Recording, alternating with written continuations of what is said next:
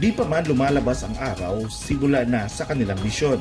Kinakailangan pa nilang pumunta sa kabilang probinsya ng Kitaw-Taw, Bukidnon upang dito simulan ang paglalakbay. Mula sa Kitaw-Taw ay maglalakad muna ng 2 oras bago nila marating ang Barangay Malamba, kung saan dito ang sail-off point ng kanilang journey to the river, at inaasahang makakarating sila sa kanilang mga destinasyon na basa ang katawan. Pero bago nito, binabalot muna ng maigi ng plastik ang mga kagamitan, mga baon na pagkain at damit upang maiwasang mabasa ang mga ito sa biyahe.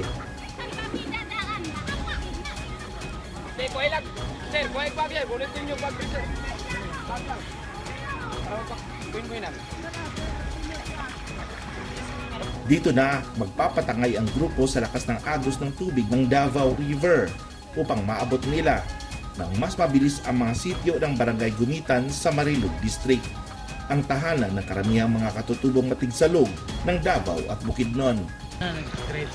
Padulong nami sa Sinasa, tapos paadto ni og Gumitan. Hindi ka namin diri sa Dumalugtog. Lusot mi diri, lusot mi diri, lusot mi diri.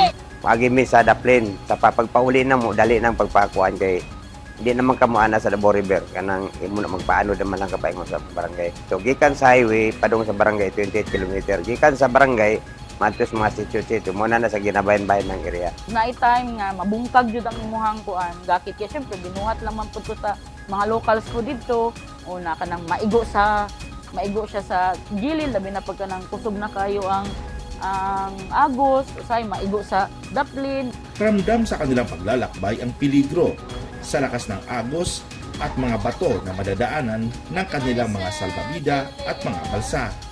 Kung sa Bisaya pa nga, inato river tubing at raft sailing ang kanilang gamit. Walang mga safety gears tulad ng helmet, elbow at knee pads o life-saving jackets.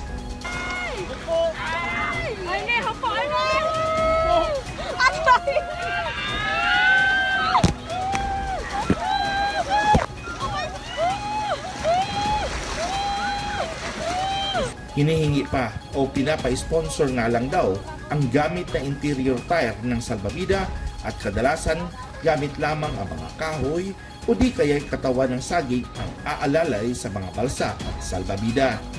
Sa haba at dahan-dahan ng kanilang biyahe, sa gilid na sila ng mga ilog humihinto upang kumain. Maghapon ang kanilang misyon.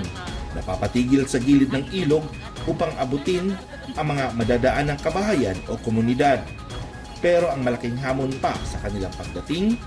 Sa una, itong Pilmero pa, managan ang mga inahan, dado nilang anak sa kwan. Antod nga, sige mig pasabot sa ilang, kanang pag bakuna sa inyong mga anak, dili na siya makadaot, kundi makayo sa ilang lawas. Antod sa karon, nakapaptupok na sila. May mga pagkakataon pa nga naaabutan sila ng ulan. At kapag di na kaya, isinasakay sa mga kabayo ang kanilang mga karga sa tulong ng mga katutubo sa lugar. Buwis buhay din ang pagtawid sa malalakas na agos ng ilog, lalo na kapag maulan at bumabaha. Kira ka? Kanang kuan jud sir na di na ko makalimtan kanang tibuok adlaw jud ka umog. Tibuok adlaw ka basa, moadto ka sa diha na lang may mangihi di sa tube. Kinilala naman ng Department of Health at Medical Association ng Davao ang kabayanihan ng mga community medical workers, mga kasamang ahensya, mga barangay officials at tribal leaders sa pagsiguro na maibigay ang atensyong medikal at pagpapabakuna sa mga kabataan na nasa kasulok-sulukan ng Davao City.